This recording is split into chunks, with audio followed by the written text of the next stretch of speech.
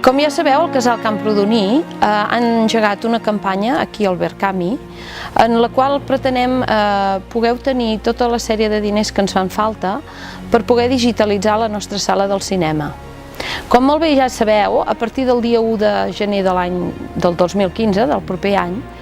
totes les sales de cinema que no tinguin el sistema digital podrem dir que no podran fer cinema. Per tant, la nostra sala, que és tan important a la nostra vall, a la vall de Camprodon,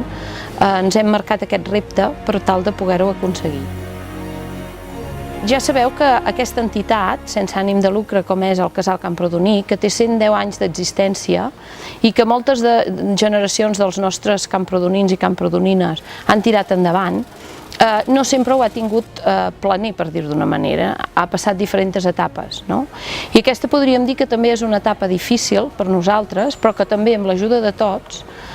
creiem que ho podem tirar endavant, com molt bé sempre s'ha fet. Amb la campanya Verkami nosaltres el que pretenem obtenir són, hem fet una campanya de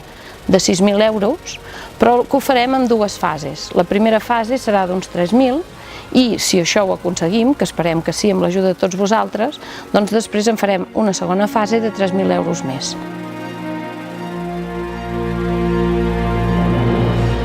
El que sí que és molt important